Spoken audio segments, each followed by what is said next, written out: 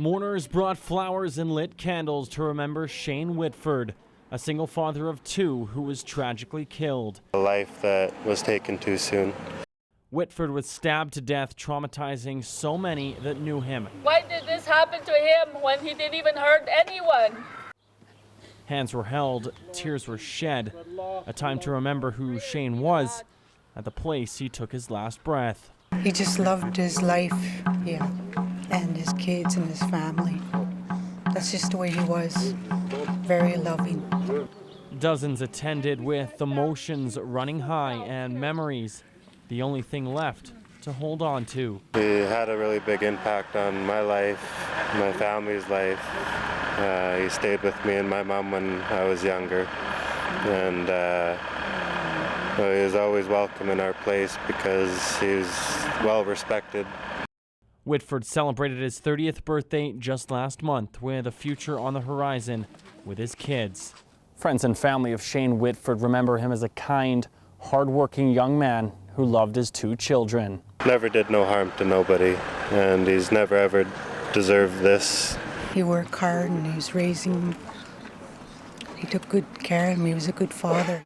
Joshua Mueller knew Whitford like a brother for 18 years and will dearly miss one thing about him. His friendship, his companionship, he was always there along beside me. As for seeking closure, We will move forward. We have to heal and deal with it and live our lives now. Tyson Fedor, CKPG News. Water levels here at Paddle Wheel Park have dropped off significantly on Sunday. The river was seen at the base of this bench. City crews expect to have trails open within the city over the next few days. Hacking can hit anyone. The complexity of computers nowadays makes it harder to be hacked, but there's always someone thinking one step further. This is, I think, one of the worst animal cruelty things I've ever seen. Maureen Yo has been left in disgust after her family dog, who is well loved, was the victim of a heinous attack that saw nails shot inside his head. I threw up. It made me sick. Kuma had been missing for 4 days, in which he was shot at from point-blank range with a nail gun, puncturing his skull using these 3-inch nails. That's what was in his head. He was dropped off at the BC SPCA on Wednesday. He came in underweight, so when an animal comes in sick or injured, we issue an order to the owner for vet care. Upon further examination, we noticed not only is he underweight, but he had some neurological indicators that there might be a further injury happening in his head. The 2.5-year-old German Shepherd was taken to Hart Family Veterinary Clinic for surgery, with vets calling it remarkable that he's still alive. I thought he would either die during surgery, and I warned the owners of that, or right after surgery, or that night. Could see this nail and this nail just through the skin a little bit. X-rays showed the damage done, and Fuller still says there's a major concern going forward. There's always a huge risk for infection because these are dirty nails going into the brain. I can't believe these were inside his head.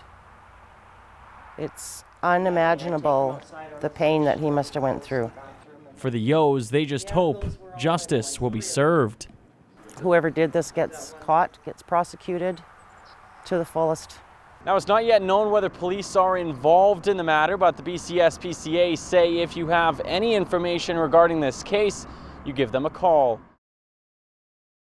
Last month's provincial election is still fresh on the minds of many British Columbians, and on Thursday, the much-anticipated throne speech was held in Victoria. With the 41st legislature being recalled, one of the first orders of business was for Lieutenant Governor Judith Guichon to deliver the speech.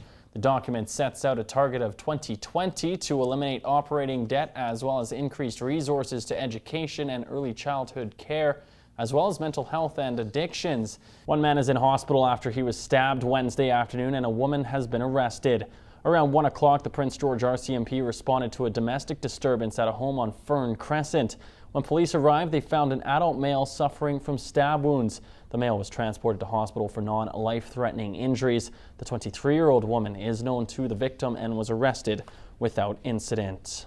quite a lopsided win in PG senior men's lacrosse action last night. Yeah, Chris, there really was. It was a trip to Prince George. The Mackenzie Lumberjacks do not want to remember, as they were taking on the RPR Mechanical BX Pub Bandits, who were led by the high-flying Cole Pachieski, and it would be the Bandits who lowered the axe on the Jacks.